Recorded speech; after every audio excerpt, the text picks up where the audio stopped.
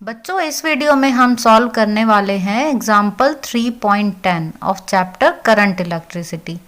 ये एग्जाम्पल भी कुछ उन एग्जाम्पल्स में से है जिनको सॉल्व करने में बच्चों को थोड़ी प्रॉब्लम होती है, बट आई बिलीव कि ये वीडियो देखने के बाद आपको ये एग्जाम्पल अच्छे से समझ में आ जाएगा। तो चलिए अब क्वेश्चन देख लेते हैं।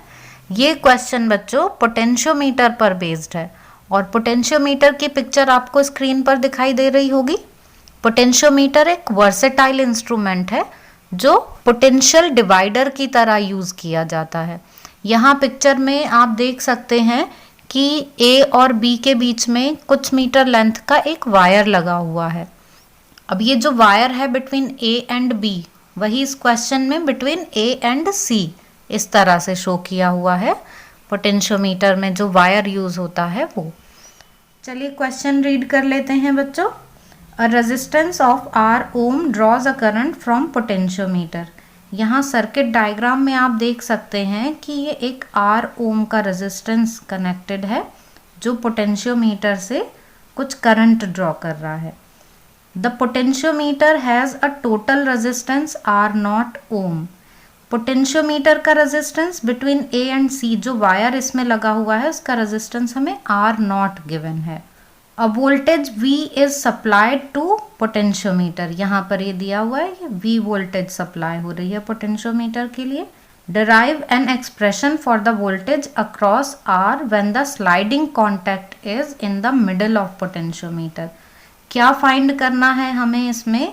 हमें वोल्टेज के लिए एक्सप्रेशन फाइंड करना है अक्रॉस दिस रेजिस्टेंस R।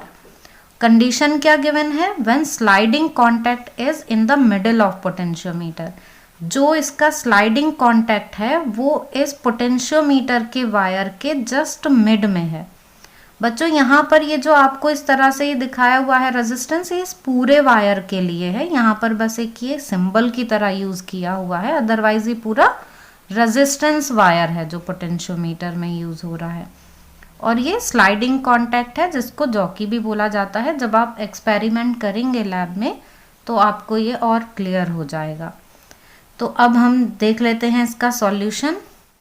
यहाँ पर सेम सर्किट डायग्राम हमने ड्रॉ किया हुआ है। क्वेश्चन आपको समझ में आ ही गया होगा। हमें फाइंड करना है इस रेजिस्टेंस के अक्रॉस पोटेंशियल। पोटेंशियोमीटर को जो वोल्टेज सप्लाई है वो ये है, V वोल्ट की सप्लाई। तो अब ये मान लेते हैं कि यहाँ से इस तरह से करंट फ्लो हो रहा है और यहाँ I करंट आ रहा है। ये वो I करंट आकर इसमें आगे डिवाइड हो जाता है। बच्चों इस क्वेश्चन को हम एक simple series parallel combination of resistance का मान के सॉल्व करेंगे तो ये हमको बहुत इजीली समझ में आ जाएगा। बच्चों इस क्वेश्चन में हमें R के अक्रॉस वोल्टेज फाइंड करनी है।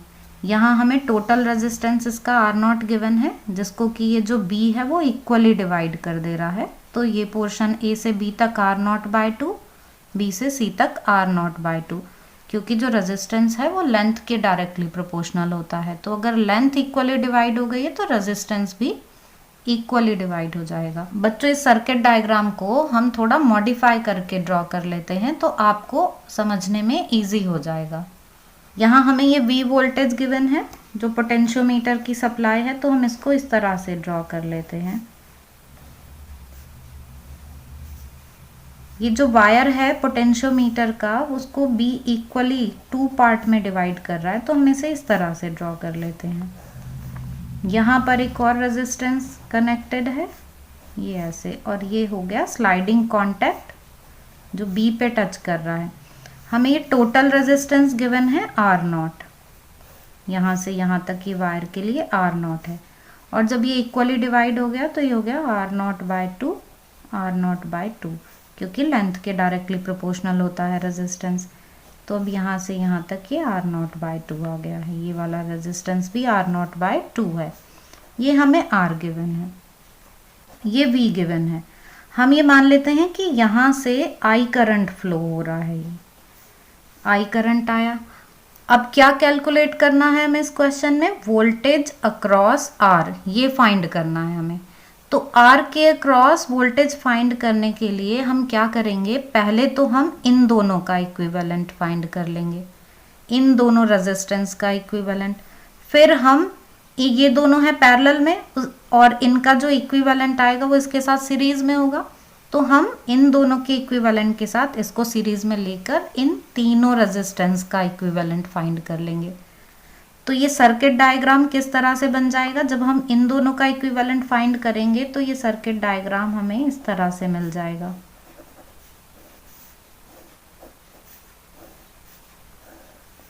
ये है V, करंट यहाँ से ये I फ्लो हो रहा है और ये आ गया R1, ये है R0/2। R1 क्या है, equivalent of R and R0/2, ये इनका इक्विवेलेंट है। तो हमें इस तरह से मिल गया अब ये सर्किट। अब हम क्या करेंगे, इस I को कैलकुलेट करने के लिए इनका भी इक्विवेलेंट फाइंड कर लेंगे। तो इनका इक्विवेलेंट फाइंड करेंगे तो अब हम कैसे बना सकते हैं इस सर्किट डायग्राम को, ये एक सिंपल रेजिस्टेंस यहाँ पर आ गया जिसको हम लिख देते हैं ये R इक्विवेलेंट है, और ये जो R इक्विवेलेंट है ये R1 और R0/2 सीरीज में कनेक्टेड है, उनका इक्विवेलेंट है। यहाँ पर ये करंट है I, ये है V। तो अब हम I की वैल्यू फाइंड कर सकते हैं। I कैसे फाइंड कर लेंगे हम, V/R इक्विवेलेंट से। ये I आ गया हमारे पास। अब जब I हमें पता चल गया है, I की वैल्यू पता है, तो हम इस R1 के अक्रॉस बच्चों V की वैल्यू फाइंड कर सकते हैं। मान लेते हैं कि R1 के अक्रॉस जो पोटेंशियल डिफरेंस है वो V1 है, V1 आ जाता है। तो अब इसके अक्रॉस अगर V1 है तो यहाँ इन दोनों के अक्रॉस सेम ही रहेगा, क्योंकि ये दोनों तो पैरेलल में हैं, तो पैरेलल में पोटेंशियल सेम रहता है, इसलिए इस R के अक्रॉस भी यही V1 वोल्टेज होगी। आई होप कि आपको समझ में आ गया होगा कि हमें ये कैसे सॉल्व करना है, क्योंकि यहाँ तक तो ये था फिजिक्स, अब हमें सिंपल मैथमेटिक्स करना है। एक बार फिर से देख लेते हैं हम कि हमने जो सर्किट डायग्राम है, जो हमें ये सर्किट डायग्राम गिवन है, उसको इस तरह से ड्रॉ कर लिया कि हम सीरीज पैरेलल कॉम्बिनेशन वाले मेथड से इसको सॉल्व कर पाएँ। फिर हमने इन दोनों का इक्विवेलेंट फाइंड किया और इन दोनों के इक्विवेलेंट को हमने बोल दिया कि R1 है, और उसके साथ फिर ये जो थर्ड रेजिस्टेंस है इन दोनों का इक्विवेलेंट ले लिया, तो उसको हमने R इक्विवेलेंट बोल दिया। R इक्विवेलेंट आ जाता है तो V हमारे पास है, हम करंट की वैल्यू सर्किट में फाइंड कर लेंगे। करंट की वैल्यू सर्किट में हमें पता चल गई।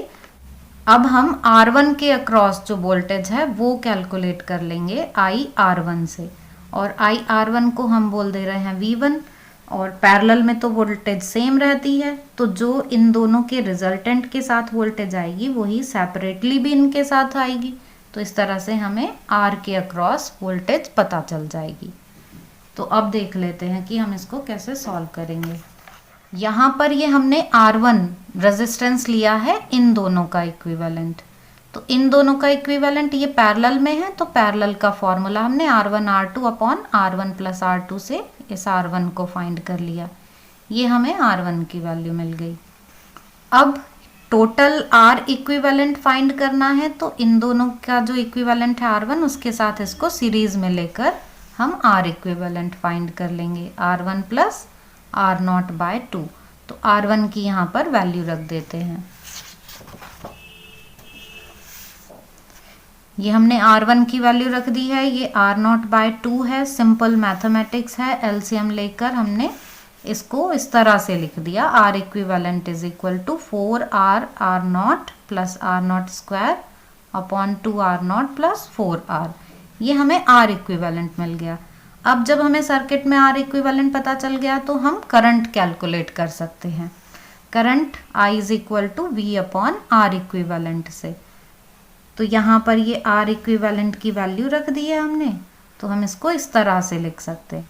अब ये I कैलकुलेट करने के बाद, जैसा हमने यहाँ सर्किट में देखा कि ये I हमने कैलकुलेट कर लिया है, तो जो वोल्टेज है R0/2 के अक्रॉस या R के अक्रॉस या इस R1 के अक्रॉस, ये तीनों ही सेम होंगी क्योंकि ये पैरेलल में है। तो जितना वोल्टेज इसके अक्रॉस है उतना ही वोल्टेज इसके अक्रॉस होगा, या हम कहें उतना ही वोल्टेज इनके इक्विवेलेंट के अक्रॉस होगा।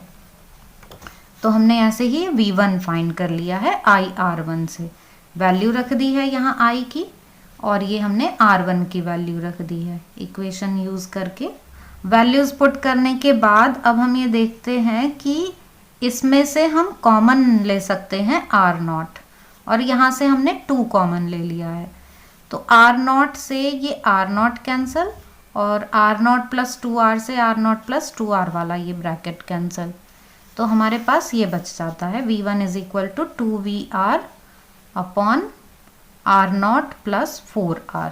ये हमारे पास V1 की वैल्यू आ जाती है। V1 की वैल्यू मीन्स इनके अक्रॉस जो पोटेंशियल है वो आ जाता है, और हमें R के अक्रॉस ही तो पोटेंशियल के लिए एक्सप्रेशन फाइंड करना था, तो ये वही एक्सप्रेशन आ जाता है। तो आई होप कि आपको ये क्वेश्चन समझ में आ गया होगा। फिर भी आपके कोई डाउट्स हों तो आप कमेंट सेक्शन में पूछ सकते हैं।